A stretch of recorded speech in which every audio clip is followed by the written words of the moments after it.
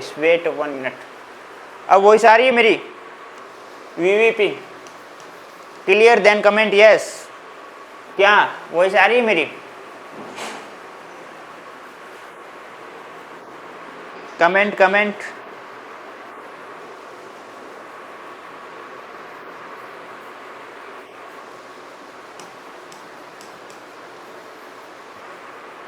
Yes sir, okay, good good, thank you.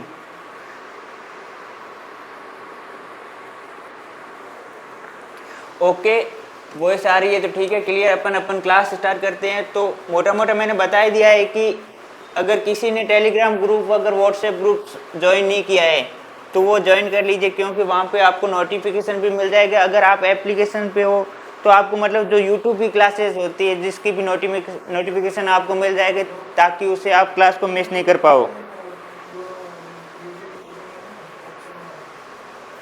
तो कल अपन ने क्या पढ़ा था? सेंट्रल बैंक पढ़ा था।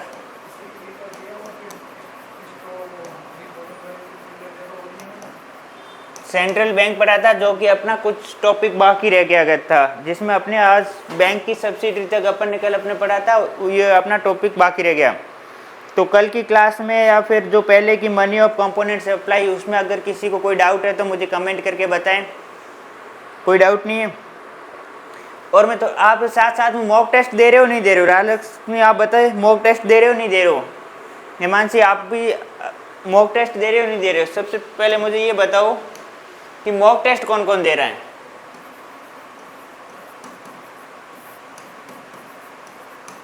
एक तो फुल और दूसरा टॉपिक वाइज है। कोई दे रहा है क्या मॉक टेस्ट इनमें से? No sir. क्यों नहीं दे रहे हो? आप ये देख रहे हो कि हम 100% सिलेबस कवर करेंगे, उसके बाद में अपन टेस्ट देंगे, ये आपकी है? नहीं सर, आज ही क्लास स्टार्ट की ही है। अच्छा, आज ही क्लास स्टार्ट की, तो पहले वाली क्लास देख लीजिए, उसके बाद में आप मॉक टेस्ट। क्लास स्टार्ट करने से कोई दिक्कत नहीं है। आपकी पीजी वगैरह तो चल रही होगी, मैं उम्मीद करता हूँ, या फिर कंप्लीट हो गई है। लेकिन आपको क्या करना है, एक और हिमांशी आप दे रहे हो? नहीं सर, दे पा रही हूँ सर। क्यों नहीं दे पा रहे हो आप मॉक टेस्ट? तो सबसे पहले अगर आपको जेआरएफ करनी है तो आपको किस स्ट्रेटेजी के साथ चलता है मैं बता रहा हूँ आपको। सबसे पहले क्या करना है, आप ये देख रहे हो कि सर हम 100% पहले क्या करेंगे, सिलेबस कंप्लीट करेंगे, और उसके बाद में अपन क्या करेंगे, मॉक टेस्ट पे आएंगे, और फिर अपन मॉक टेस्ट वहाँ पे क्या करेंगे, फुल लेंथ का मॉक टेस्ट देंगे। तो ये आपका बिल्कुल गलत है। और कभी कभी आप देखते हो जैसे हमारा टॉपिक क्लियर हो गया तो हम टॉपिक वाइज मॉक टेस्ट देते हैं। तो आपको क्या करना है, आपको वीकली में ये डिसाइड कर लो कि आपको 2 से 3 मॉक टेस्ट देना है। इसका क्या फ़ायदा है तो बताऊं? मैं कल की क्लास के बारे में बिल्कुल बता दूंगा, लेकिन थोड़ा सा अपने ये अपना टॉपिक चल रहा है ना, आपको किस टाइप से मॉक टेस्ट देना वो मैं बिल्कुल बताऊंगा कल की क्लास के बारे में। जो ये टॉपिक चल रहा है इसको बता रहा हूँ। सबसे पहले आपको मॉक टेस्ट आप अभी नहीं दे रहे हो। आप देख रहे हो कि मैं एग्जाम से 1 मंथ पहले,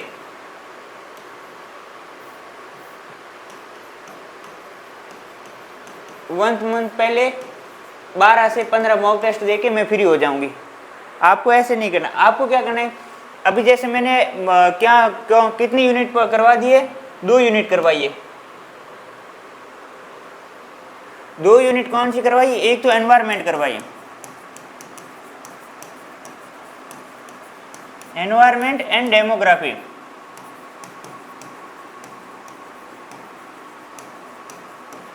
एक यूनिट अपनी ये कंप्लीट हो गई। अब दूसरी यूनिट अपनी चल रही है कौन सी,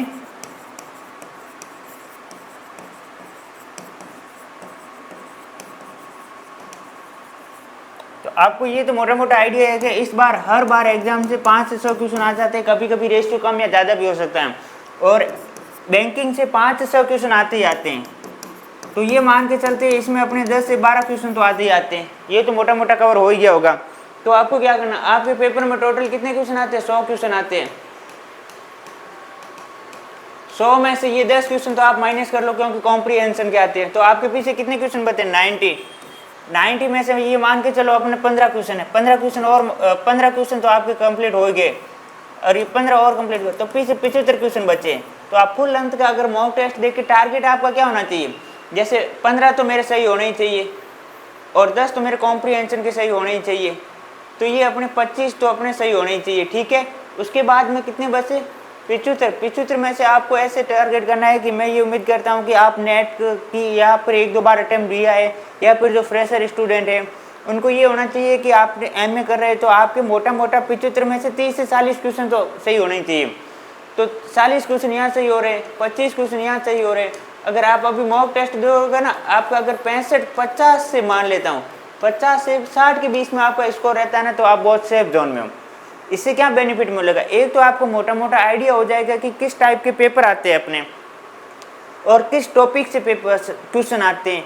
अगर आपका मतलब नंबर कम आ गए ना, तो आप टेस्ट दे रहे हो उसके बाद में उसका मूल्यांकन करो कि अच्छा इस टॉपिक से ये क्वेश्चन आया था, इससे ये आया था, आगे आने वाले क्या टेस्ट कौन सा क्वेश्चन आ सकता है, उससे क्या आपको मोटा मोटा आइडिया हो जाएगा। फिर आप मेरी जब क्लास लेने आओगे ना, तब पढ़ने का अलग ही मजा आएगा।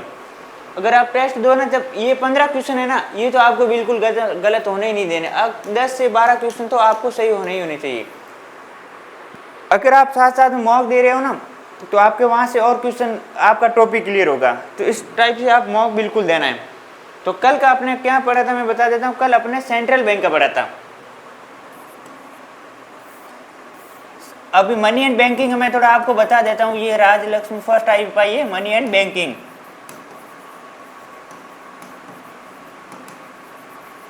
तो सबसे पहले आपने कंपोनेंट ऑफ मनी सप्लाई पढ़ा था।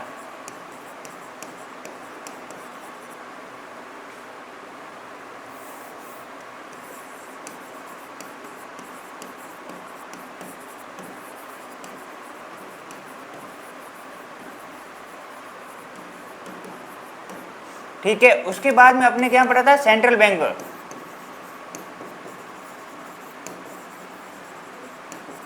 उसमें अपना कल कुछ टॉपिक बाकी रह गया, वो आज कवर करेंगे। और उसके साथ आज अपन क्या पढ़ेंगे? Monetary policy. तो अपन ने मनी एंड बैंकिंग में इतना ही पढ़ा था।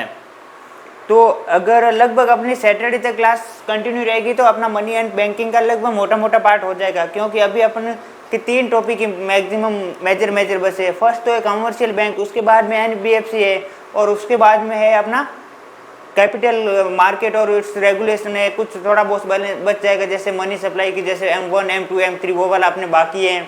उसे हर साल एक सवाल आता है L1 L2 और 3, उसमें क्या कंपोनेंट है वो बाकी है। उसके बाद में कोई सिलेबस अपना बचेगा नहीं। तो ये मान के चलो अपना सैटरडे तक कंप्लीट हो जाएगा। सैटरडे तक अगर अपना कंप्लीट नहीं भी हुआ ना, तो अपना मंडे तक अपना कंप्लीट हो जाएगा। तो एक तो मुझे ये बताओ, जैसे ये आरबीआई की है ना, अपने सेंट्रल बैंक कौन सा है? इंडिया का आरबीआई है। आरबीआई जिसकी अपन ने कल पूरी की पूरी चर्चा करी थी कि आरबीआई किस प्रकार वर्क करता है, आरबीआई की स्थापना कब हुई थी, और उसके फर्स्ट प्रेसिडेंसी बैंक कौन से थे।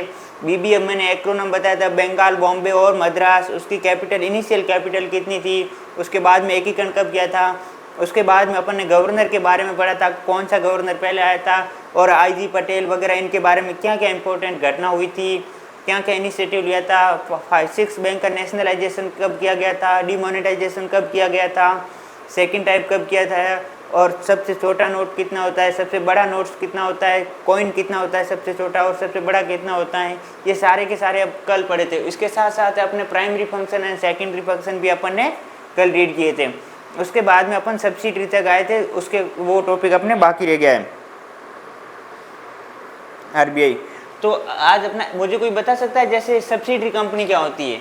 सब्सिडरी मतलब जैसे एक कोई टाटा कंपनी, कल मैंने एग्जांपल दिया था ना, टाटा कंपनी एक टाटा वो मैन है, और उसके एक टीसीएस कंपनी है। तो टीसीएस कंपनी के अगर टाटा क्या करेगा, अगर वो 51% अगर उसके शेयर होल्डर बन जाता है, तो क्या करता है वो टीसीएस की, टाटा की सब्सिडरी कंपनी कहलाएगी। कौन? टीसीएस। इसी प्रकार जैसे रिलायंस की है, जैसे जियो है, रिलायंस की वो जियो छोटी सी कंपनी है, वो एक उसमें अगर 51 से उनका ज़्यादा शेयर होल्डर है ना, तो उनका वो एक सब्सिडरी कंपनीज कहलाती है। मतलब जिसका 51% के किसी एक इंडिविजुअल का उसमें शेयर होल्डर हो जाता है, तो वो उसकी सब्सिडरी कंपनी कहलाती है। इसी प्रकार आरबीआई की सब्सिडरी कंपनीज कौन कौन सी हैं? तो आरबीआई की सब्सिडरी जैसे ये डीआईसीजी और BRB, NMPL, रेबिट, इप्टास और रेबिस, ये सारी की सारी सब्सिडरी कंपनी। लेकिन इसमें डिफरेंस क्या है, इसमें RBI का 100% शेयर होल्डर है, उसमें तो 51 से 1 से ज़्यादा तो वो सब्सिडरी कंपनी कहलाती है। इसमें किसी भी अदर कोई प्राइवेट या इंस्टीट्यूशन का इसमें कोई भी रोल नहीं, सारा का सारा इसमें गवर्नमेंट का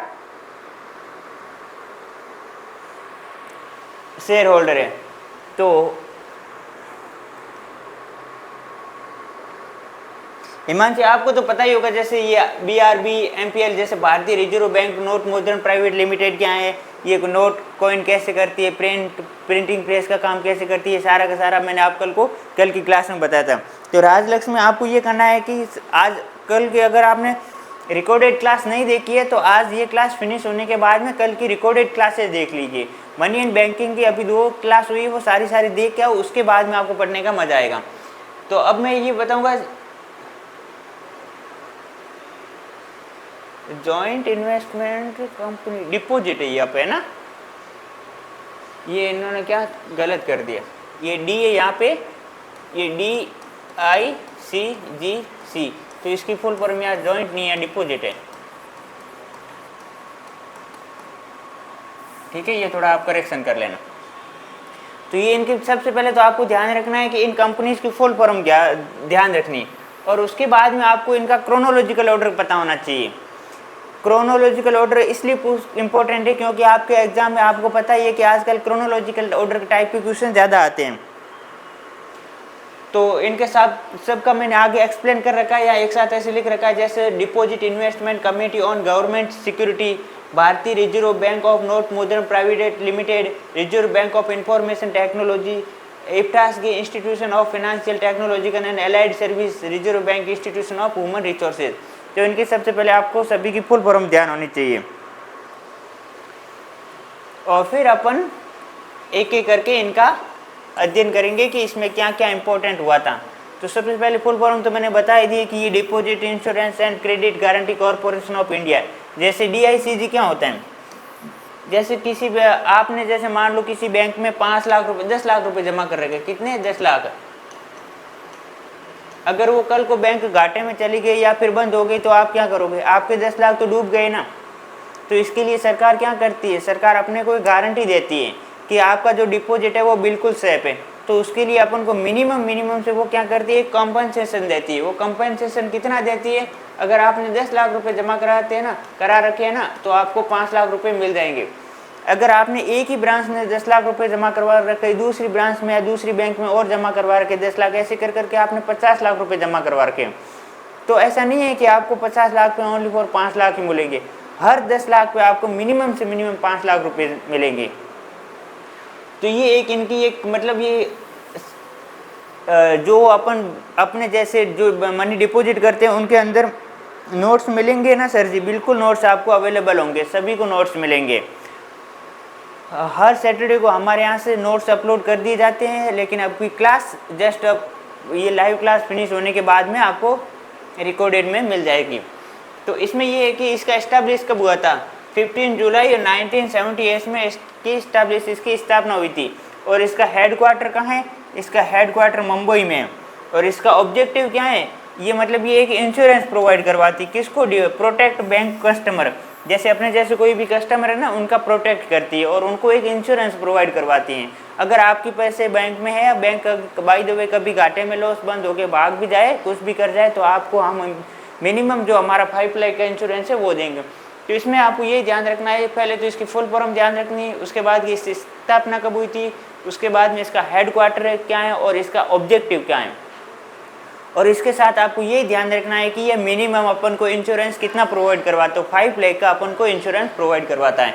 तो इस टाइप से ये आपको ध्यान रखना है। ज़्यादा इसमें ऐसा कुछ है नहीं कि ऐसे कुछ कंसेप्ट आ जाएगा, तो ऐसे ये डायरेक्टली क्वेश्चन बनते हैं, लेकिन अपन को याद होना चाहिए। ये मेरी गारंटी है कि अगर आप मेरे साथ फर्स्ट क्लास से लेके एंड क्लास तक जोड़े रहोगे ना, तो 100% आपका JRF क्लियर होगा। क्योंकि जो मैं मटेरियल आपके लिए लेके आता हूँ बहुत क्रीम मटेरियल लेके आ रहा हूँ।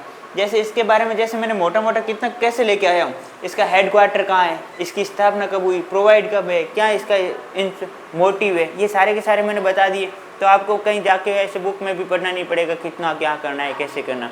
और मैंने ये भी बता दिया कि इसमें क्रोनोलॉजी टाइप के क्वेश्चन आते तो फिर मज़ा ही मज़ा है पढ़ने में। एक स्मार्ट वर्क करेंगे अपन, स्मार्ट वर्क के साथ अपन अपना JRF लेके रहेंगे। आप जब भी दिसंबर में आप मेरे से मिलोगे ना दोबारा, तो आपके पास बिल्कुल JRF का सर्टिफिकेट होना चाहिए। बिल्कुल मिठाई लेके आ जाना बाद में मेरे लिए।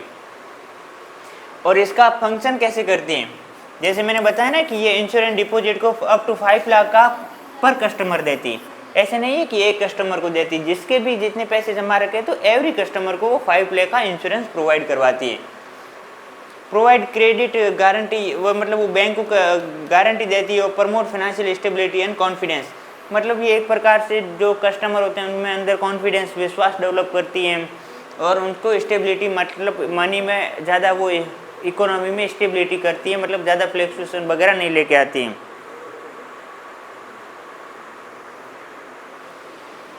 मतलब वित्तीय स्थिरता और आत्मविश्वास को बढ़ाने का कार्य करता है। ये सारे के सारे किसके फंक्शन, DICGC के। और उसके बाद में अपन कौन सा पढ़ेंगे, जैसे इसका, हाँ इसमें ये ध्यान रखना है कि आपके एक से अधिक बैंक में जमा करवा रखे। वैसे मैंने बता दिया है, एक से अधिक बैंकों में जमा राशि के मामले में जमा बीमा कवरेज प्रत्येक बैंक से जमा राशि को आपको लागू होगा। ऐसा नहीं है कि आपने एक में जमा करा दिया आपको एक पर कवरेज मिलेगा। जैसे मैंने बताया था ना, आपने 10-10 लाख करके 50 लाख रुपए जमा करवा रखे, तो पर 10 लाख पे आपको मिनिमम 5 लाख का इंश्योरेंस मिलेगा। तो मतलब ये भी ध्यान रखना है कि आपको प्रत्येक बैंक की जमा राशि पर अलग से ये लागू होगा। ये कौन देगा, सरकार देगा। तो ये आपको DICG में बड़ा ध्यान होना चाहिए। अब ये है कि जैसे BRB, ये अपनी सेकंड है, ठीक है। इसमें क्या करता है, इस सबसे पहले इसकी फुल फॉर्म याद रख लो, भारतीय reserve bank note Mudran private limited, ठीक है। उसके बाद की स्थापना कब हुई थी, 3 फरवरी 1995 में हुई थी। और इसका हेडक्वार्टर क्या है, इसका हेडक्वार्टर बेंगलुरु में। और इसका प्राइमरी ऑब्जेक्टिव क्या है, इसका प्राइमरी ऑब्जेक्टिव ये कल मैंने बताया था कि ये प्रिंट नोट करती हैं। प्रिंट सबसे पहले तो करेंसी को प्रिंट करती है, उसके बाद सप्लाई करती है high quality currency note in the RBI। High quality के नोट जैसे जो होते हैं ना, उनको ये प्रिंट करती है और फिर मार्केट में या फिर इकोनॉमी में सर्कुलेशन में मनी को लेके आने का कार्य किसका करता है, BRB NMPL। और इसका एक मोटिव ये भी है, जैसे इसका आपको ध्यान रखना चाहिए, जैसे सप्लाई एंड डिमांड का जो गैप पूरा करती है ना, वो कौन करती है, ये। अगर जैसे ये आपको मतलब लॉजिक से याद होना चाहिए, इसका काम क्या है। जैसे ये मनी प्रिंट करती है, मनी प्रिंट करेगी तो ऐसा नहीं है कि प्रिंट करके अपने पास रखेगी, तो फिर ये क्या करेगी, अगर मार्केट में मनी की कितनी डिमांड है और उस डिमांड को मतलब उस सप्लाई में पूरी इक्वल करेगी, मतलब डिमांड एंड सप्लाई को वो मार्केट में बैंक नोट को करेंसी में बिल्कुल इक्वल कर देगी। मतलब जो इनके गैप है ना डिमांड एंड सप्लाई के बीच में, उसको कवर करने का काम कौन करता है, BRB NMPL, ये इसका कार्य है। और इसकी स्टैब्लिश वगैरह आप देख लीजिए। और इसी प्रकार ये रैबिट है, इसकी स्थापना 2016 में हुई थी, नवी मुंबई में इसका कार्यालय है। लेकिन इसका क्या काम है, इसका reserve bank of information and technology private. अब इसका नाम से भी आप पता लगता है कि ये इंफॉर्मेशन एंड टेक्नोलॉजी में काम करती हैं। तो ये मतलब IT and cyber security needs and improve cyber resilience of, मतलब जो भी साइबर सिक्योरिटी से जो सारे के सारे काम करते हैं ना इंडस्ट्री में, वो ये करती है। इसे आपको नाम से भी पता हो जाना चाहिए कि इंफॉर्मेशन एंड टेक्नोलॉजी में। इसको ऐसा मतलब मैच करने के क्वेश्चन भी पूछ दिया जाएंगे। जैसे इसमें ये पूछ दिया जाएगा, रैबिट का क्या काम है साइबर सिक्योरिटी में, और मनी एंड सप्लाई को कौन पूरी करता है। जैसे पीछे वाले मैंने इसका बड़ा नाम था ना BRBML, जो भी क्या था, ये BRB NMPL, ये इसका काम करता है। और इंश्योरेंस कवर कौन करवाता है, DICGC, वो कवर कर। तो मतलब इसमें आपको थोड़ा ध्यान देना चाहिए। मोटा मोटा अगर आप इनको फुल फॉर्म भी आपको याद रहेगी तो उसके आधार पर भी आप इजीली आंसर आप फाइंड आउट कर सकते हैं। और उसके बाद में IFTAS का क्या कार्य होता है, तो IFTAS की पहले तो फुल फॉर्म ध्यान रख लो कि Indian finance technological and allied service है। ये तो इसकी क्या है, फुल फॉर्म है। तो पहले ये तो अपने फुल फॉर्म ध्यान रख ली। उसके बाद में इनका क्या कार्य होता है, इसकी स्टैब्लिश फरवरी 2015 में हुई थी और इसका हेडक्वार्टर मुंबई में। तो उसका नवी मुंबई में था, इसका मुंबई में था। तो ये मैक्सिमम मुंबई में, एक का बेंगलुरु में था। आज अपन क्या थोड़ी स्पीड फास्ट रखेंगे क्योंकि कल अपना कुछ टॉपिक बाकी रह गए। तो ऐसे अपना अगर हमेशा टॉपिक बाकी रहेगा ना तो अपन थोड़ा अपन पे बर्डन ज़्यादा आ जाएगा। तो अपन को क्या करना है, थोड़ी स्पीड बढ़ा रहा हूँ। मेरी स्पीड कैसी अभी प्रॉपर है, कम है, ज़्यादा है, कुछ कमेंट करके बताइए ताकि मैं उस अकॉर्डिंग आपका ध्यान रखूँ। और जैसे रेबिस, इसकी फुल फॉर्म क्या, reserve bank of India and housing और इसका स्थापना कब हुई थी? 23 मार्च 2021 में हुई थी, ये लेटेस्ट है। और उसके बाद में मतलब ये इस एक्ट के अंतर्गत इसकी मतलब स्थापना section 8 company under the companies act 2013। और इसका काम क्या आता है? और इसका मतलब ये इनोवेशन लेके आती है, मतलब स्थायी तरीके से वित्तीय नवाचार को प्रोत्साहित करने में काम करती है। और पूंजी योगदान मतलब सेटअप के माध्यम से, अच्छा मतलब नए नए सेटअप आते हैं उनको वित्तीय नवाचार काम करती है और पोषित करने में 100 करोड़ रुपए की प्रारंभ पूंजी का योगदान भी देती है। मतलब ये एक इनोवेटिव से रिलेटेड है, जैसे इसे नाम से भी पता लग रहा है कि मतलब ये एक इनोवेशन का काम कर रही है। इंडियन हाउसिंग का इनोवेशन का वर्क कर रही है। यहाँ तक ये सब्सिडी वगैरह सभी को समझ में आ गई। उसके बाद में अपन नया टॉपिक स्टार्ट होता है आरबीआई से। जैसे ये है ना नेगोशिएशन, ये सारे के सारे एक्ट हैं। ये जहाँ तक मैंने आपके लिए कोशिश की कि सारे के सारे मैं क्रोनोलॉजिकल ऑर्डर में लेके आया हूँ।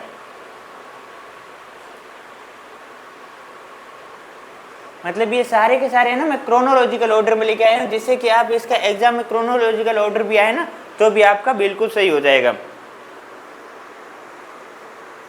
जैसे आपको जैसे ये है 1881, 1934, 1950, 55, 61, 75, 76, जैसे मैं नाम बोल के लूँगा तो ये तो क्या है आपको याद ही रखना पड़ेगा, क्योंकि इसमें समझाने लायक कुछ है नहीं अपना। फिर मैं जब एक को बोलूँगा फिर आप करोगे, फिर अपना भी टाइम वेस्ट आपका भी टाइम वेस्ट। इससे कुछ ज़्यादा है कि आप बिल्कुल इसको याद कर लीजिए। मैं आपको इम्पोर्टेंट के लिए PDF में इसलिए लेके आया हूँ कि ताकि आपको इधर उधर भटकना नहीं पड़े। डायरेक्टली यहाँ से रीड किया, जब आप मॉक टेस्ट दोगे ना सारे के सारे यहाँ से आपको मिल जाएंगे। तो ये आपको एक तो याद करना है, उसके बाद में क्रोनोलॉजिकल ऑर्डर से भी याद करना है। और जो सब्सिडी थी ना उनका भी आपको क्या उनका ऑब्जेक्टिव है और कब इस्टेब्लिश हुई थी और उनका क्या मोटिव रहता है वो ध्यान रख लीजिए। और उनकी फुल फॉर्म जरूर याद रखना और उनको क्रोनोलॉजिकल ऑर्डर में ध्यान रख लेना। इससे बार अपना क्वेश्चन 100% नहीं आएगा। अगर बाय द वे इनसे बार क्वेश्चन आ गया ना तो अपना नहीं होगा तो किसी माइकल लाल का क्वेश्चन सही होगा भी नहीं। तो अपने को टारगेट रखना है, ठीक है। तो ये आप एक बार रीड कर लीजिए, बहुत इंपॉर्टेंट है। और ये इंपॉर्टेंट भी, आप इनको हल्के में मत लेना। सर इनको तो कौन याद करे, 2 से 3 बार याद करना है। पता चले अपन सेंट्रल बैंक पूरी पढ़ रहे हैं, primary function, money function, subsidy वगैरह, पता चले इससे क्वेश्चन आ गया, फिर तो अपन तो गए ना। अपन एक तो ये बड़ी 1 घंटे की क्लास खराब करी, उसके बाद में अपन मॉक टेस्ट दिया। तो अपन को ऐसे करना है कि आरबीआई को कोई पीछे छोड़ना ही नहीं है, स्किप करना ही नहीं है। फिर देखते हैं। अब जैसे ये पूछ लिया जाएगा, जैसे MANI मनी क्या होता है, इसका क्या होता है। जैसे ये इसकी पहले तो फुल फॉर्म याद रखो, मोबाइल एडेड नोट आइडेंटिफायर होता है। जो अंधे लोग होते हैं ना वो नोट को कैसे आइडेंटिफाई करते हैं, ये जैसे 500 का है या फिर 1000 का है, 2000 का है, 3000 का है, तो वो क्या करते हैं, उनके लिए ये स्कीम लाएगी। ये मोबाइल का एक एप्लीकेशन है जिससे दृष्टिबाधित व्यक्तियों को भारतीय नोटों को पहचान करने में सहायता मिलती है। तो इसमें ये पूछा जाएगा जो अंधे लोग होते हैं वो नोट की आइडेंटिफाई कैसे करते हैं। तो इसका मैनी से करते हैं, इसका क्या नाम, mobile identify note full form ध्यान रख लीजिए और इसका फंक्शन क्या होता है वो ध्यान रख लो।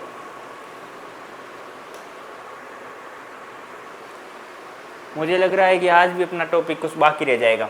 जैसे ये कॉइनेज एक्ट के बारे में आप देख सकते हो। जैसे इंडियन कॉइन जो कॉइन प्रिंट मिंट होते हैं ना वो किस एक्ट के अंतर्गत होते हैं, कॉइनेज एक्ट 2011। और गवर्नमेंट इंडिया अथॉरिटी, मतलब कॉइन को आपको पता ही है कि कौन इनको पब्लिश करता है, कौन इनको माइंड करता है, गवर्नमेंट ऑफ इंडिया करता है। रिजर्व बैंक इनको कॉइन को सर्कुलेशन में लेके आता है। और ये भी पता होना चाहिए कि आप मैक्सिमम कॉइन कितने 1000 का कॉइन हो सकता है और मिनिमम कितने का हो सकता है। ये मैक्सिमम 1000 का हो सकता है और मैक्सिमम अभी तो फिलहाल 1 रुपीज़ का भी है, 50 पैसे का तो मार्केट में अपने चलता है नहीं। तो ये ध्यान रखना है कि ये तो एक जनरल नॉलेज के लिए, क्या पता एग्जामिनर पूछ ले कि मैक्सिमम कॉइन कितने का छाप सकते हैं, 1000 रुपये का। एक ये पहले क्वेश्चन आया था, आई थिंक मुझे याद आ रहा है अभी, लगभग 2016 के आसपास आया था। इसमें ये आया था कि आरबीआई हाईएस्ट कितने रुपए तक का नोट प्रिंट कर सकती है। तो उसमें ऑप्शन था 10,000 तक का और उसमें 2000 रुपये तक था, या फिर 2018-19 में आया था, उसमें मतलब 2000 रुपये भी था और 10,000 भी था। तो लोगों ने क्या आंसर कर दिया 2000। अभी मार्केट में हाईएस्ट मुद्रा कितनी है कि 2000, तो लोगों ने 2000 करेक्ट कर दिया। लेकिन इसमें ये क्वेश्चन था कि हाईएस्ट कितने रुपए तक का नोट प्रिंट कर सकती है, उसमें 10,000 ऑप्शन सही था। तो इसी प्रकार आपको ये कभी कभी क्वेश्चन आ भी जाते हैं, क्या पता। तो ये आपको 10,000 रुपये का छाप सकते हैं। और कितनी लैंग्वेज में होता है, हिंदी इंग्लिश और दोनों लैंग्वेज में होता है। और कुछ ये सेक्शन है ये भी आपको इंपॉर्टेंट है, जैसे सेक्शन 22 है right to issue bank note. इसमें आपको ये ध्यान रखना, रीड कर लेना एक बार, आप अपनी नज़रों से घुमाओ, एक बार अपनी नज़रों से घुमाओगे ना तो आपको याद हो जाएगा। और सेक्शन 22 और सेक्शन 25, सेक्शन 26, ये सारे के सारे एक बार अपने रीड कर लेना। जैसे बैंक नोट हो गया, करेक्टर ऑफ नोट्स, मतलब ये सारे के सारे, ये 2-3 ये 4 ये याद कर लेना। अब अपन पढ़ेंगे मौद्रिक नीति, monetary policy committee. Monetary policy committee कोई बता सकता है कि एक साल में मिनिमम कितनी बार होती हैं और इसके कितने मेंबर होते हैं? कमेंट करके बताएं। एमपीसी के कितने मेंबर होते हैं? कितने मेंबर होते हैं? और ये एक साल में कितनी बार मीटिंग होती है एटलीस्ट? मेरा क्वेश्चन सुनना, एक साल में एटलीस्ट कम से कम कितनी बार मीटिंग होती है और इसके कितने मेंबर होते हैं? सारे कमेंट करके बताएं।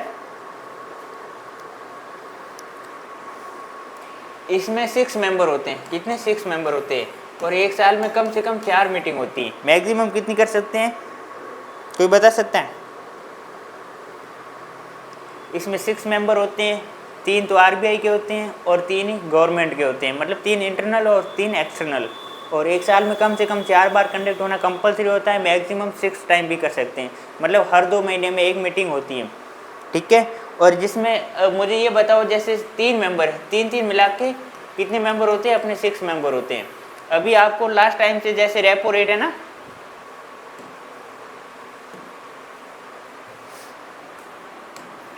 लास्ट टाइम से रेपो रेट इंक्रीज नहीं किए,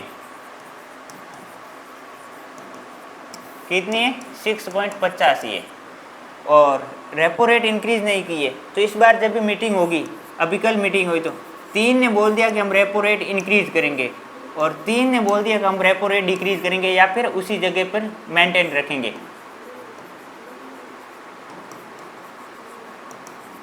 मतलब तो क्या होगा? 3 का मतलब बहुमत किसी का राय नहीं ना, 3 ने बोला कि इंक्रीज करेंगे, 3 ने बोला कि हम कम करेंगे। तो इस टाइम में सरकार क्या करती है, मतलब इस टाइम में मीटिंग का क्या निर्णय रहता है? जो अपने आरबीआई के गवर्नर होते हैं ना, वो किस साइड वोट करते हैं? वो इंक्रीज करने में वोट करते हैं या फिर उसी लेवल पर बनाए रखने के लिए वोट करने? तो उस टाइम जो आरबीआई अपने पास जो गवर्नर होता है ना, जो उनका डिसीजन होता है ना, वो फाइनल डिसीजन माना जाता है। अगर ऐसे हो जाता है जैसे कि 2 ने बोला कि ठीक है हम मेंटेन रखेंगे और फिर 4 ने बोल दिया ठीक है हम तो इंक्रीज करेंगे, रेपो रेट को और बढ़ाएंगे, 6.50 से इंक्रीज करेंगे, तो ये आपको ध्यान होना चाहिए। फिर क्या होता है? इंक्रीज हो जाएगा। एक ये भी है, जैसे ये एक रेपो रेट है अपनी, है ना, ये रेपो रेट है अभी 6.50 है। एक मार्जिनल स्टैंडिंग फैसिलिटी रेट होता है और एक होता है स्टैंडिंग डिपॉजिट फैसिलिटी रेट होता है और एक एसएलआर होता है और सीआरआर होता है। इनके बारे में आप कैसे याद रखते हो, रटते हो, कैसे करते हो? सबसे पहले तो आपको एक रेपो रेट याद कर लो, अभी कितनी? 6.50। और ये एम मार्जिनल स्टैंडिंग फैसिलिटी क्या होती है? 0.25 ज़्यादा होती है, तो ये कितनी होगी? सॉरी 6.75 हो गई। और ये 25 पॉइंट कम होती है तो ये 6.25 हो गई। और ये एसएलआर सभी को पता है कि 18% है और सीईआर 4% है। और रिवर्स रेपो रेट कितनी है? 3.35 है। तो ये आप ऐसे याद रख लो, सबसे पहले रेपो रेट लिख लो और उसके बाद में मार्जिनल स्टैंडिंग फैसिलिटी रेट याद रख लो और उसके बाद 0.5 कम ये वाली है और इसके बराबर बैंक रेट होती है। फिर आपको चाहे क्रोनोलॉजिकल ऑर्डर से पूछे चाहे कैसे भी पूछे, अपन को करना है। अगर ये आरबीआई मॉनेटरी पॉलिसी जो होती है, अगर रेपो रेट इंक्रीज कर देती है तो ये तो आपको ऑटोमेटिक याद हो जाएगी। और ये तो पता है चेंज नहीं होती है ज़्यादातर, कैश रिजर्व रेशियो भी ज़्यादा चेंज नहीं होती है, रिवर्स रेपो रेट चेंज हो जाए तो याद कर लेंगे। अगर मॉनेटरी पॉलिसी आपको पता ही हर बार मीटिंग होती रहती है तो कभी बढ़ा दे घटा दे, जैसे अभी अपना एग्जाम दिसंबर में होगा तो उस टाइम मैं आपको और अपडेट कर दूंगा कि अपनी रिजर्व रेपो रेट इंक्रीज है डिक्रीज है क्या है सिस्टम है, लेकिन अभी ये चल रही है। तो सबसे पहले तो आप ये ध्यान रखो रेपो रेट कितनी है, उसके बाद में ये तो 0.25 इंक्रीज कर दो, ये डिक्रीज कर दो, एसएलआर सबको याद है, सीआर सबको याद है, बैंक रेट इसके, और ये ध्यान रखना चाहिए बैंक रेट है ना, और मार्जिनल स्टैंडिंग फैसिलिटी रेट, और ये दोनों इक्वल होती है, ठीक है। मज़ा आ गया ना पढ़ने में? तो इस टाइप से आप याद करो, अदरवाइज आप रटते जाओगे तो पूरी ज़िंदगी निकल जाएगी, मज़ा ही नहीं आएगा। बिल्कुल समझो। अब ये है कि मॉनेटरी पॉलिसी के में कौन कौन से कंपोनेंट होते हैं। जैसे मैंने बता दिया 6 मेंबर होते हैं। कितने मेंबर होते हैं? 6 मेंबर होते हैं, जिसमें से सेंट्रल बैंक के 3 होते हैं और गवर्नमेंट के 3 होते हैं। सबसे पहले निर्णय सेंट्रल मॉनेटरी पॉलिसी कब लिया था? सितंबर 9, 2016 में लिया था। अब ये 6 मेंबर होते हैं, जिसमें से 3 ऑफिशियल होते हैं, 3 RBI के होते हैं और नॉमिनेटेड गवर्नमेंट के किए जाते हैं। और फिर वो क्या करते हैं, मीटिंग एटलीस्ट 4 टाइम होती है, कम से कम 4 बार होती है और हर 2 महीने में एक मीटिंग होती है। तो ऐसे देखा जाए तो 6 होती है, टोटल मीटिंग 6 होती हैं और कम से कम उनको 4 मीटिंग, तो मैं थोड़ा कैसे लिख रहा हूँ, कम से कम 4 मीटिंग तो उनको करना कंपलसरी होता है। ठीक है। और फिर वो डिसाइड करते हैं मॉनेटरी पॉलिसी के बारे में। अब मैंने यही बता दिया कि अगर वो 2-4 का रेशियो रहता तो कोई दिक्कत नहीं है, 3-3 का रेशियो रहता तो क्या करना है, 3-3 को रेशियो होने की उस टाइम होता है जो RBI जो मेन होता है उनका डिसीजन सर्वमान्य होता है। ठीक है। तो मतलब इस टाइप से आप पढ़ के जाओगे तो मज़ा आ जाएगा। अब फिर अपन को देखना है कि मॉनेटरी पॉलिसी के की ऑब्जेक्टिव क्या होते हैं, मॉनेटरी पॉलिसी कमेटी के की ऑब्जेक्टिव क्या होते हैं। इसमें प्राइस स्टेबिलिटी इनका काम होता है, इकोनॉमिक ग्रोथ का इनका काम होता है, एक्सचेंज रेट स्टेबिलिटी के, ये सारे के सारे किसके फंक्शन होते हैं? मॉनेटरी पॉलिसी के। थोड़ा जल्दी करना पड़ेगा, नहीं तो आज भी नहीं होगा। अब जैसे ये सबको पता होना चाहिए कि मॉनेटरी पॉलिसी वो कैसे कंट्रोल करती है। जैसे वो एक क्वांटिटेटिव मेथड होता है, एक क्वालिटेटिव मेथड होता है मॉनेटरी पॉलिसी के। अब मुझ सबसे पहले आपको कैसे क्या करना है, अब मैक्सिमम स्टूडेंट ऐसे कन्फ्यूजन होता है जैसे क्वालिटेटिव मेथड में कौन से आते हैं और क्वांटिटी में कौन से आते हैं। तो क्वांटिटी मतलब ये गुणात्मक होती है, तो जिसमें मतलब अपन गुण होते हैं ना, जो अपनी बातों को मान लेता है, तो जनरली कहने पर जो मान लेता है उसको वह गुणात्मक में देख लो। और जो कहने पर नहीं मानता है वो प्रैक्टिकली उसको बात को मानता है, नहीं मैं तो इसको मेरे को प्रैक्टिकल दो उसके बाद में मैं इसको बिलीव करूँगा। तो सारे के सारे जो प्रैक्टिकल के सारे आते हैं ना वो क्वांटिटी में मान लेता है। गुणात्मक में जो अपने बोलने पर आ जाता है, मतलब वो सीधे सीधे बिल्कुल जनरल वे में वो अपनी बात को मान लेता है, वो गुणात्मक में आता है। तो इसी प्रकार यहाँ से रिलेट करोगे, जो जनरली मान लिया जाता है वो क्वालिटेटिव में आ जाएगा और प्रैक्टिकल के थ्रू होता है वो क्वांटिटी में आएगा। अब जैसे ये कौन कौन से, जैसे CRR है, SLR है, बैंक रेट है, रेपो रेट है, रिजर्व रेपो रेट है, मार्जिनल स्टैंडिंग फैसिलिटी है और deposit standing deposit facility rate है, ओपन मार्केट एक्टिविटी। तो आपको ध्यान रखना है कि जो ओपन मार्केट एक्टिविटी, इसमें नाम में से देखने ऐसे लगता है कि ओपन मार्केट एक्टिविटी ये गुणात्मक में आता है। तो एग्जामिनर क्या करता है कि open market activity qualitative part है या क्वांटिटेटिव पार्ट है, तो आपको बिल्कुल फोकस इस पर करना है, क्योंकि बाकी सारे तो नाम से देखने से लग रहा है कि क्वांटिटी मेथड के, जो ओपन मार्केट एक्टिविटी है ना वो भी क्वांटिटी मेथड का पार्ट है। ये ऐसे ध्यान रखना है। तो अब CRR क्या है, SLR क्या है, ये सारे के सारे मैं बता देता हूँ, अभी आगे एक्सप्लेन करूँगा। और इसमें आपको क्या ध्यान रखना है, ये SDF क्या होती है और मार्जिनल डिपॉजिट फैसिलिटी रेट क्या होती हैं, ये लोन कैसे प्रोवाइड करवाती हैं। एक मतलब इनका काम होता है ना, जैसे रेपो रेट होता है ना, और वो तो क्या करता है कि मनी का सर्कुलेशन इंक्रीज करता है इकोनॉमी में, और रिवर्स रेपो रेट होता है ना, वो मनी का सर्कुलेशन एब्जॉर्ब कर लेता है। तो इसी प्रकार इनको ध्यान रखना है कि स्टैंडिंग डिपॉजिट फैसिलिटी, पहले तो ये पता है कि ये रेपो रेट से कम पर ब्याज देता है, 6.5250 पर देता है। मैं इसलिए ऐसा बता रहा हूँ कि अभी रेपो रेट 6.50 है, तो ये तो कम देता है, मैंने आपको बता दिया, और ये 0.25 ज़्यादा होती हैं। तो इनका मतलब कौन, अगर ये कौन सिक्योरिटी लेके अपन को लोन देता है और कौन बिना सिक्योरिटी को लोन देता है, तो इनमें ये आपको बड़ा बड़ा मेजर ध्यान रखना है। और कौन मनी को एब्जॉर्ब करता है और कौन मनी को सर्कुलेशन में इंक्रीज करता है, तो ये इन दोनों में ध्यान रखना है। बाकी तो आप सारे के सारे ध्यान रख लोगे। तो ये मेजर जो इम्पोर्टेंट है ना, मतलब आपके माइंड में ऐसे आना चाहिए कि अपन बाकी से एडवांस कैसे, उस टाइप से अपन चलेंगे। तो ये सबसे पहले मैं आपके लिए कौन सी लेके आया हूँ, CRR लेके आया हूँ, कैश रिजर्व रेशियो। अब जैसे एक कैश रिजर्व रेशियो एक SLR होता है, तो CRR और SLR में क्या डिफरेंस है। कैश रिजर्व रेशियो मतलब बैंक, कमर्शियल बैंक होती है वो अपने पास रखती है या RBI के पास रखती है। जो कैश रिजर्व रेशियो होता है ना वो मॉनेटरी टूल होता है, ये सेंट्रल बैंक के पास रखा जाता है। ठीक है। कमर्शियल बैंक जो मनी होता है, जो जितना डिवाइड होता है ना, वो कितना सेंट्रल बैंक के पास रखती है।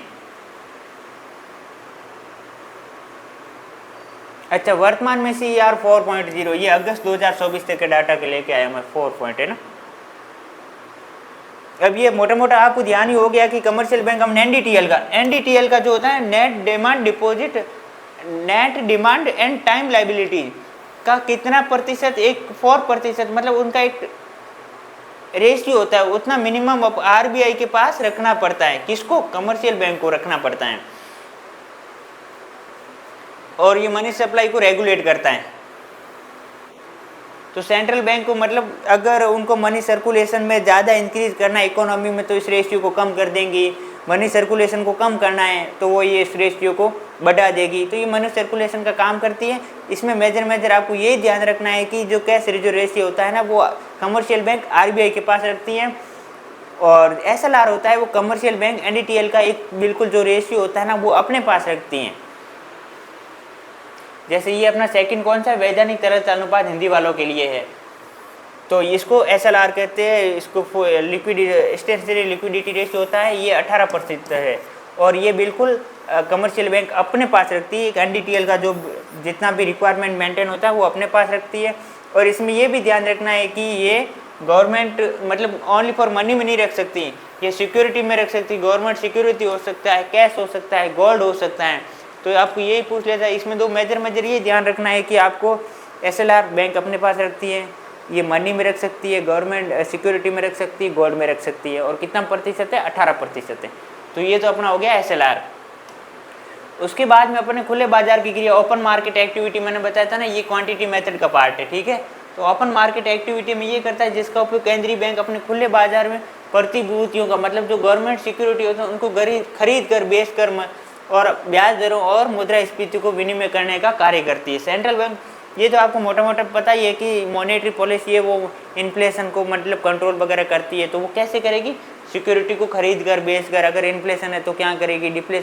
मनी सप्लाई कम करनी है, ज़्यादा करनी है, तो उस टाइप से वो कैसे करेगी, वो सारा आप ऐसे देख सकते हो। जैसे इकोनॉमी में मनी सप्लाई अपर इंक्रीज करती है तो वो सिक्योरिटी को बाई करेगी या सेल करेगी।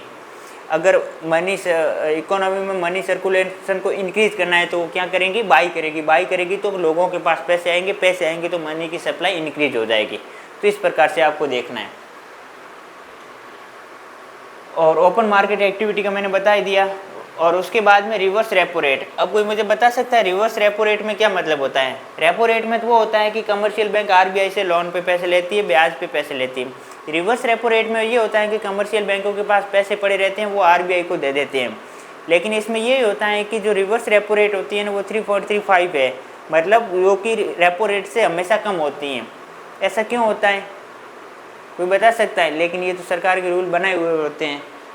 कोई कमेंट करके, मतलब ये sell security and absorb capacity. अब ये मैंने क्या बताया था रिवर्स रेपो रेट के बारे में? मैंने क्या बताया था कि मतलब एब्सॉर्ब लिक्विडिटी, मतलब ये होता है कि रिवर्स रेपो रेट और रेपो रेट में एक मात्र डिफरेंस आप ऐसे भी याद कर सकते हो।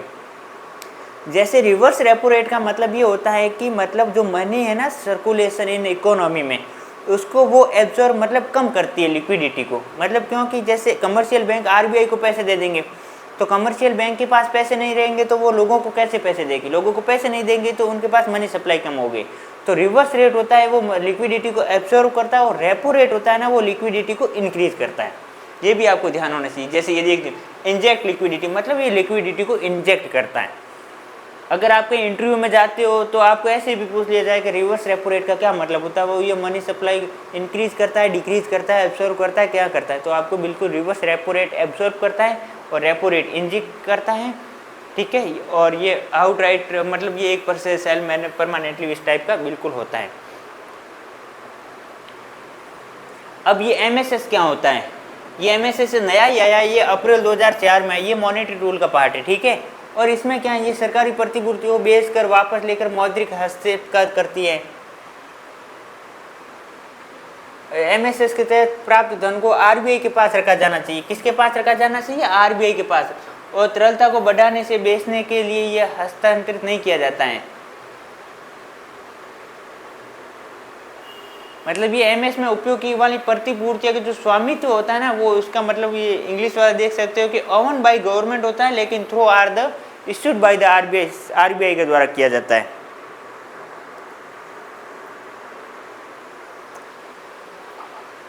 तो इसमें यही ध्यान रखना है कि अप्रैल 2004 में आया था, लेटेस्ट ही आया था। अब अपना लास्ट क्या है, बैंक रेट क्या होता है। मैंने क्या बताया था, बैंक रेट किसके बराबर होता है, मार्जिनल स्टैंडिंग फैसिलिटी के रेट के बराबर होता है, या डिपॉजिट फैसिलिटी रेट के बराबर होता है, या रिवर्स रेपो रेट के बराबर होता है। कोई कमेंट करके बता सकता है। ये मार्जिनल स्टैंडिंग फैसिलिटी रेट के बराबर होता है। मार्जिनल स्टैंडिंग फैसिलिटी रेट कितनी है, 6.75 है। क्यों कि रेपो रेट कितनी है, रेपो रेट है 6.50 और ये हमेशा 0.525 ज़्यादा होती है। तो ये ध्यान रखना है कि ये दोनों इक्वल होती है, तो इसलिए अपनी बैंक रेट भी कितनी है, 6.75 है। ठीक है।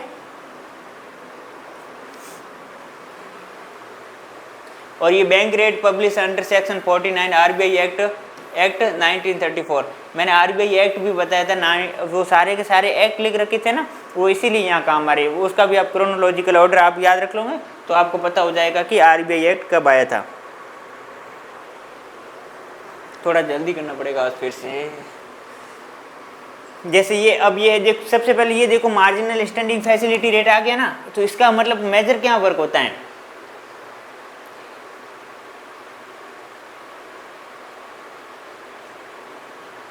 मतलब ये क्या दिख रखा है कि ये मतलब पॉलिसी रेपो रेट के साथ बिल्कुल जुड़ी रहती है। हाँ कि रेपो रेट से 0.25 ये ज़्यादा होती है, तो ये बिल्कुल रेपो रेट के साथ जुड़ी रहती है। अब इसका मेन कार्य क्या होता है,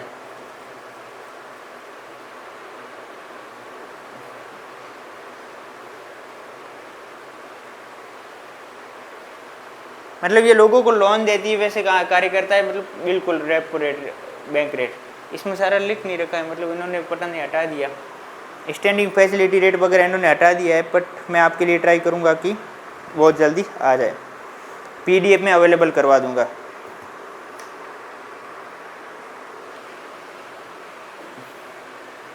उसके बाद में अपन मॉनेटरी पॉलिसी का मैंने पूरा मोटा मोटा आपको बता दिया है कि इसमें कितने मेंबर होते हैं, ये किस प्रकार काम होते हैं, ये रेगुलेट वगैरह स्टेबिलिटी वगैरह सारे के सारे वर्क करती हैं।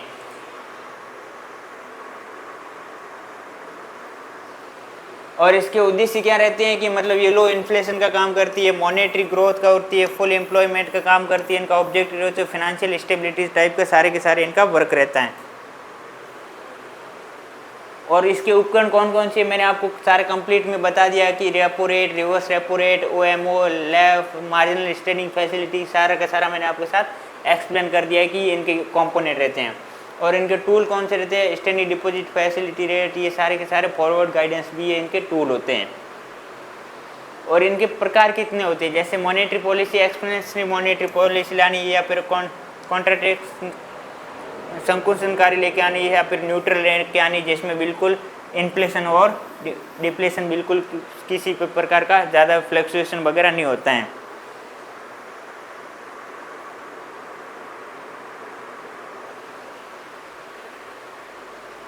अब मौद्रिक नीति ढांचा का क्या होता है, जैसे कोई टेलर रूल के बारे में मुझे बता सकता है, लास्ट बार अगर किसी ने पढ़ा है तो टेलर रूल क्या होता है, टेलर रूल के बारे में मुझे कोई कमेंट करके बताए क्या होता है, किसी को पता है टेलर रूल क्या होता है। और इन्फ्लेशन टारगेट क्या होता है, inflation monetary policy inflation target बता सकता है। इन्फ्लेशन टारगेट ये होता है कि 4% मतलब और प्लस माइनस 2%, इससे ज़्यादा नहीं जाना, मतलब इन्फ्लेशन 100% से ज़्यादा अपन को जाने नहीं देता है, अगर 2% से कम भी नहीं रहने देता है। अगर आपको पूछ ले जाए कि मॉनेटरी पॉलिसी का इन्फ्लेशन का टारगेट क्या रहता है, 4% प्लस माइनस 2 रहता है।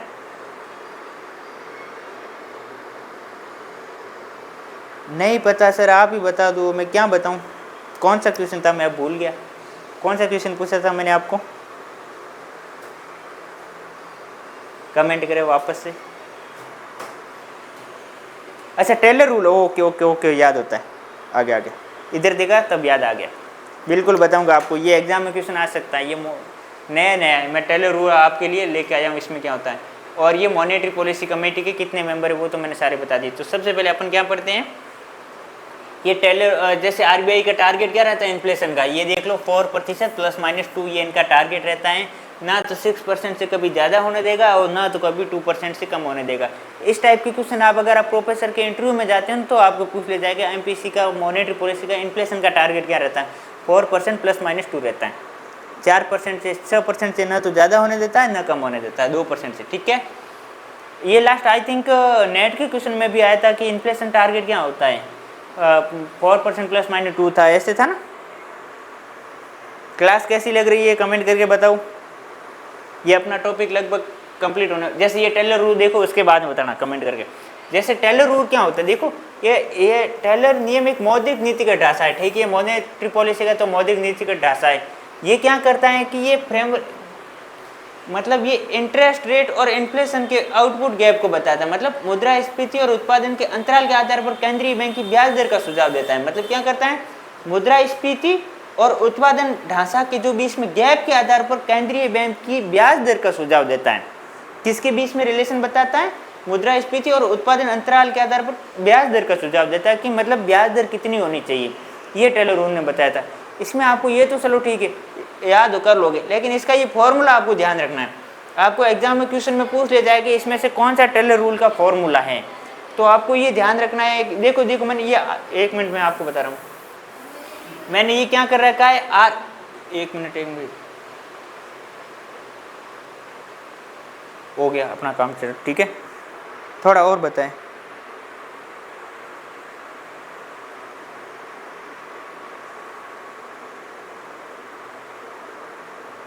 थोड़ा और किसके बारे में बताऊं जो इतनी नहीं समझ आया।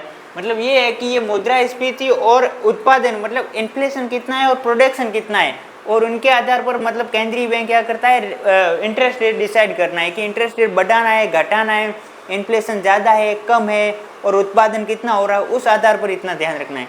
मतलब इससे ज़्यादा इसमें क्वेश्चन आएगा नहीं, और ये मतलब इतना ही आपको ध्यान रखना है ये किसके बीच में रिलेशन बताता है। ये मतलब सजेस्ट दैट इंटरेस्ट रेट के बारे में किसको, आरबीआई को करता है कि मतलब इंटरेस्ट रेट कितनी होना चाहिए, कि किसके आधार पर डिसाइड किया जाता है, इन्फ्लेशन और आउटपुट गैप के आधार पर किया जाता है। और इसका फॉर्मूला ये ध्यान रखना, जैसे ये आर है, ये आर स्टार है, plus R plus 0.5 pi minus pi star और minus 0.5 Y minus Y star. अब ये आर पाई वाई क्या है,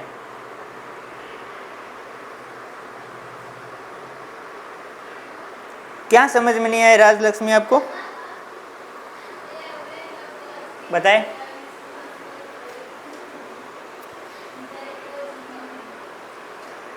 टेलर रूल समझ में नहीं आया या फिर और कुछ समझ में नहीं आया।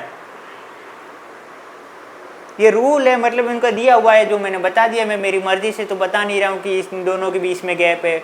जो रूल आए वो जो उन्होंने पब्लिश किया रूल, ये हमारा रूल है, उस रूल के अकॉर्डिंग मैं आपके सामने एक्सप्लेन कर रहा हूँ, मैं मेरी मर्जी से बता नहीं रहा हूँ। जो भी बताएं ये टॉपिक, ठीक है। तो ये इसका फॉर्मूले कि इसका मतलब आपको ये ध्यान होना चाहिए, मतलब इसका वो एप्लीकेशन टाइप के क्वेश्चन नहीं आएंगे, लेकिन आपको फॉर्मूला ध्यान होना चाहिए। जैसे ये आर का मतलब क्या है, तो ऑप्टिमल इंटरेस्ट रेट होता है, और आर स्टार का मतलब न्यूट्रल इंटरेस्ट रेट होता है जो कि लॉन्ग टर्म एवरेज होता है।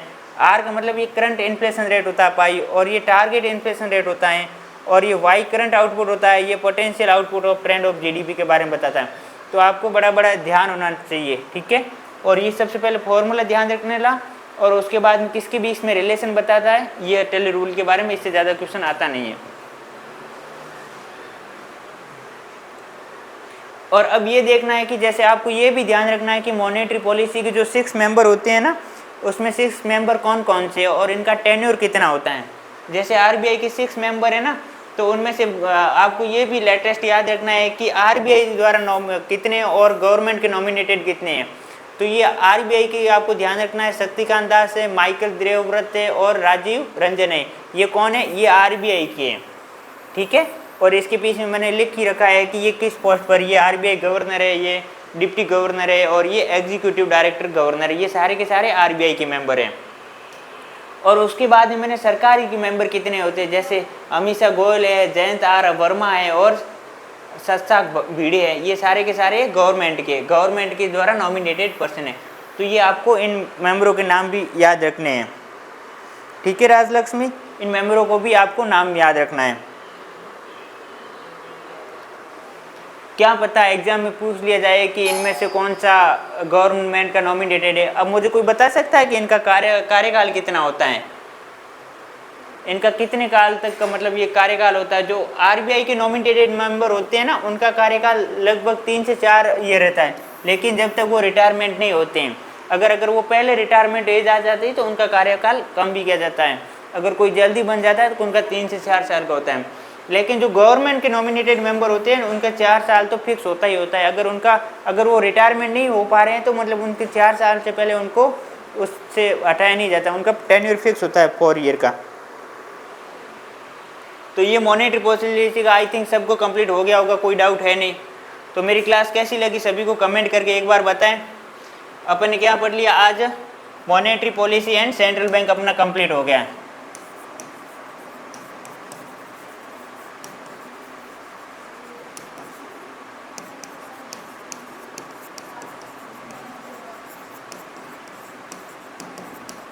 इसमें किसी को कोई डाउट है तो कमेंट करके बताएं।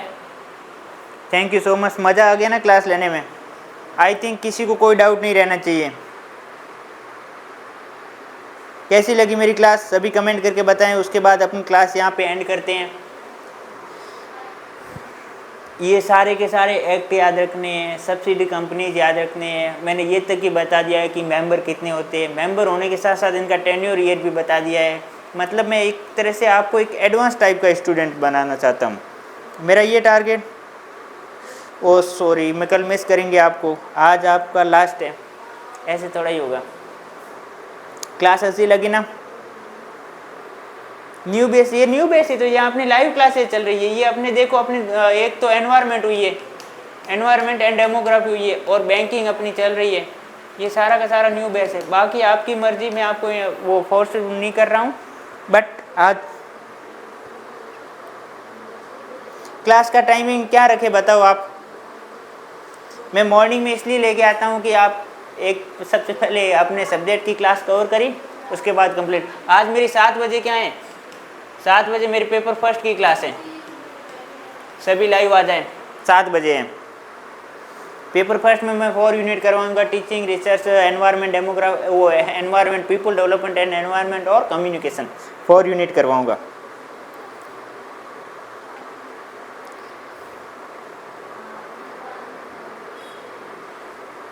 सर इकोनॉमिक्स में आप पहले ऐसे मिले, कैसे मिले, जल्दी बताओ फिर अपनी क्लास एंड करें। जो क्लियर बता रहे हो बिल्कुल सब क्लियर करूँगा। मेरा ये मोटिव नहीं है कि, मेरा मोटिव ये है कि जो स्टूडेंट पढ़ने आ रहा है ना, उनको ऐसा क्रीम मटेरियल दूं कि वो पढ़कर क्लास के बाद में ऐसा मतलब हैप्पी फील करे। एक टाइम में मैं भी स्टूडेंट रहा हुआ था, ऐसा नहीं है कि मैं डायरेक्ट टीचर हो गया। तो मैं एक क्लास मतलब एक वो फील करवाता हूँ कि मतलब अगर मेरा कोई भी स्टूडेंट क्लास लेके जा रहा है ना, मतलब क्लास फिनिश होने के बाद में वो खुश होना चाहिए कि चलो आज मज़ा आ गया टॉपिक पढ़ के। उस टाइप की मेरा टारगेट यही रहता है कि देखो क्लास लेने में क्यों दिक्कत हो रही है, बट सभी स्टूडेंट का अगर टाइमिंग चेंज करने का ऑप्शन आएगा तो मैं कर दूंगा, अगर ज़्यादा कमेंट आएगा तो। बट मेरा यही है कि 10 बजे सुबह सुबह मूड फ्रेश के साथ अपन क्लास ले ले तो मज़ा आएगा। ठीक है हिमांशी, जल्दी आना। राजलक्ष्मी आपका की सॉल्यूशन भी किया जाएगा।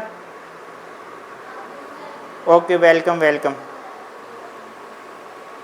तो सभी का इंतज़ार रहेगा, कल लाइव आए 10 बजे, अगर हो सके तो राजलक्ष्मी सभी लाइव आना। तो आज की जर्नी अपन यहीं फिनिश करते हैं, कल अपन पढ़ेंगे कमर्शियल बैंक के साथ। सभी का कमर्शियल बैंक के साथ स्वागत करूंगा। Thank you, bye bye, take care, अपना ध्यान रखें, सभी अच्छे से रहे। और एक बात हमेशा ध्यान रखना, आप ये देखोगे कि सर हम मॉक टेस्ट कब देंगे, जब हमारा सिलेबस 100% कंप्लीट हो जाएगा। ये बिल्कुल गलत है। साथ साथ में मॉक टेस्ट दीजिए, टॉपिक वाइज मॉक टेस्ट दीजिए हमेशा। ये कभी मॉक टेस्ट 100% आपको पहले देना है। हो सके आपका नंबर कम आए, लेकिन उससे आपको डीमोटिवेट नहीं होकर आपको पेपर का पैटर्न पता लगता है। अभी 100% सिलेबस किसी का होता ही नहीं है, तो इस वजह से आप मॉक टेस्ट ही नहीं दे पाओगे। तो मतलब आप मॉक टेस्ट 100% अभी से अटेंड करें, और सिलेबस पे ज़्यादा ऐसे नहीं डिपेंड रहे कि 100% करके बाद में देंगे। तो थैंक यू, कल मिलते हैं 10 बजे। Thank you, take care. 9 से 10 बजे मैं ट्राई करूँगा कि 9 से 10 बजे आपका टाइम